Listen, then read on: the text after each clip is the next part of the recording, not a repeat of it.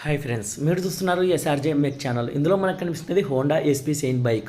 ఈ బైక్ అయితే మనం ఫ్యూల్ పంప్ ఫిల్టర్ అయితే మారుస్తున్నాం. ఇక్కడ ఏదైతే లావుగా కనిపిస్తుందో ఆ పైపు మనం ఓపెన్ చేసామంటే ఆటోమేటిక్గా పెట్రోల్ అయితే వస్తుంది. కాబట్టి మీరు ముందుగానే ఏదైనా పెద్ద బాటిల్ అందులో పెట్రోల్ ఎంత ఉంది అనే ఐడియా కొద్దీ దానికి సరిపోయే బాటిల్ అయితే ముందుగానే రెడీ అయితే పెట్టుకోవాలి. ఎందుకంటే వెంటనే మనకి నిమిషాల వ్యవధిలోనే ఆ పెట్రోల్ మొత్తం బయటకు వస్తుంది. ఆ లావ్ పైప్ మాత్రమే, పక్కన ఇంకొక చిన్న పైప్ కూడా ఉంటుంది. అందులో అయితే ఎటువంటి పెట్రోల్ అయితే రాదు, ఓన్లీ లావ్ పైప్లో మాత్రమే అయితే వస్తుంది. మనం పెట్రోల్ మొత్తం నీట్గా బయటకు తీసుకున్న తర్వాత ఈ ఫ్యూల్ పంప్ దానికి చుట్టూ ఒక ఐరన్ వచ్చి పట్టి దానికి ఒక 10 సైజు బోల్ట్ అయితే ఇచ్చింటాడు. మనం ఆ బోల్ట్ ఓపెన్ చేసామంటే మొత్తం ఆ సెట్ మనకైతే బయటకు వస్తుంది. ఇక్కడ మీకైతే కనిపిస్తుంది కదా, నేను ఇక్కడ 10 సైజ్ బోల్ట్ ఓపెన్ చేసి మొత్తం సెట్ అయితే బయటకు అయితే వచ్చేసింది. అది బయటికి తీసిన తర్వాత లోపల వచ్చేసి ఒక జాక్ అయితే ఉంటుంది. ఇక్కడ ఫ్యూల్ ఇంజెక్టర్ దగ్గర కూడా పోయే కనెక్షన్కి మనకి ఒక జాక్ అయితే ఉంటుంది. అది బయటకు తీసుకున్న తర్వాత లోపల మనకి పవర్ సప్లై చేసేకి ఇంకొక జాక్ అయితే ఉంటుంది. ఆ జాక్ మాత్రం కాస్త జాగ్రత్తగా అయితే తీయాలి. నేను ఫ్యూల్ ఇంజెక్టర్కి పోయే జాక్ అయితే ముందుగానే తప్పించేశాను. లోపల ఇంకొక జాక్ అయితే మీకు కనిపిస్తుంది కదా, కాస్త జాగ్రత్తగా అయితే తీయాలి. ఇప్పుడు నేను తీసిన జాక్ ఎలా పడితే అలా తీసామంటే వైర్లు కట్టే అవకాశం ఉంటుంది. కాబట్టి జాగ్రత్తగా తీసుకోవాలి. మొత్తం మనం ఓపెన్ చేసుకున్న తర్వాత దీన్ని ఇటు సైడ్ ఒక క్లిప్ ఉంటుంది, అటు సైడ్ రౌండ్గా మనకి క్లిప్పులు అయితే ఉంటాయి. ఈ ఫిల్టర్ మార్చడానికి షోరూంలో అయితే 5,000 అయితే తీసుకున్నారంట. ఈ ఫిల్టర్ వల్ల ప్రాబ్లం ఏమి వస్తుందంటే మనకు బైక్ అనేది ఎక్కువగా హోండా బేసిక్స్, అది స్కూటీ కానీ బైక్ కానీ ఏదైనా కూడా మనకి మిక్సింగ్ అనేది ఎక్కువగా వస్తాయి. మనకి పెట్రోల్ అయిపోతే ఎలా వస్తాయో అలా అయితే స్టార్ట్ అవుతాయి. ఈ ఒక్క ఫిల్టర్ మార్చడానికి వాళ్ళు వచ్చేసి మిక్సింగ్ వస్తుందని షోరూమ్కి వెళ్తే ఆయన కళ్ళ ముందరే మార్చారంట. 5,000 అయితే తీసుకున్నారంట మొత్తం. హోండా BS6 బైకులు ఏవైనా కూడా మిక్సింగ్ వస్తున్నాయంటే 90% మనకి ఈ ఫ్యూల్ పంపులో ఉండే ఫిల్టర్ అయితే పోయి అయితే ఉంటుంది.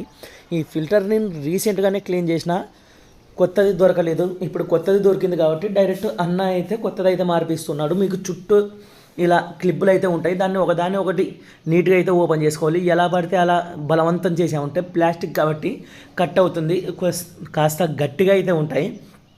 కానీ వచ్చే వరకు సింపుల్గా అయితే ట్రై చేస్తూ ఉంటే అదైతే వస్తుంది. రావడం లేదు కదా అని గట్టిగా అన్నామంటే ఆ క్లిప్లో ప్లాస్టిక్ వెంటనే కట్ అయిపోతాయి. కాస్త జాగ్రత్త అయితే ఉండాలి. మనం ఆ ఫిల్టర్ అయితే బయటకు అయితే తీస్తున్నాను.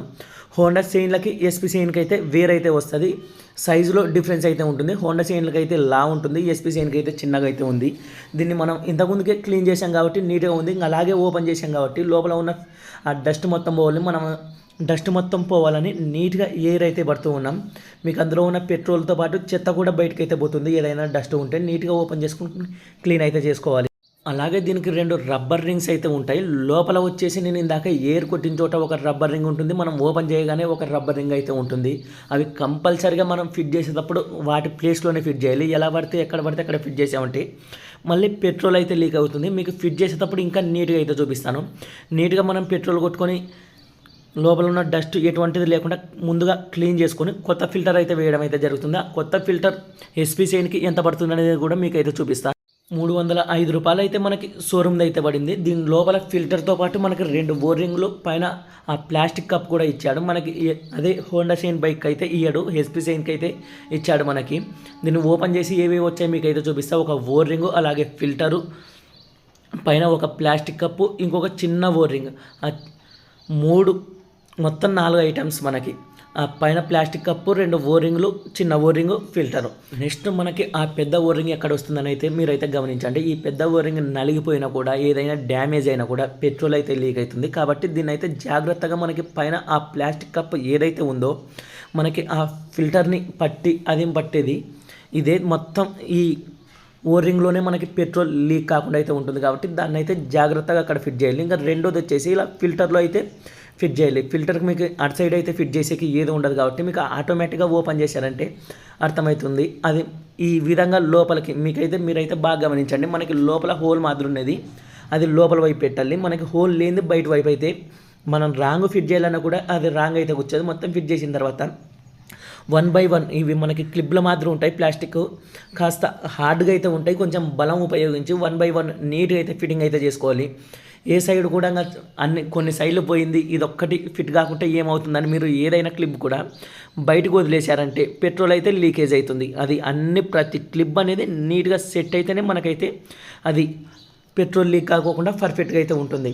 మనకు బలం ఉపయోగించుకోకుండా సరిపోతుందిలే అని ఆగిపోయామంటే మనం పెట్రోల్ వేసిన తర్వాత మొత్తం పెట్రోల్ అనేది నిమిషాల వ్యవధిలో లీక్ అవుతుంది. మళ్ళీ అప్పుడు వెంటనే ఆపడానికి కూడా ఆ పెట్రోల్ మనకు కుదరదు ఆ లావు పైపు నుంచి. కాబట్టి జాగ్రత్తగా ఇది సీటింగ్ అయిందా లేదా 1-2 సార్లు అయితే మీరైతే చెక్ చేసుకోండి. మనకి ఇప్పుడైతే పర్ఫెక్ట్గా అయితే సీటింగ్ అయింది, అది ఎటువంటి ప్రాబ్లం అయితే లేదు.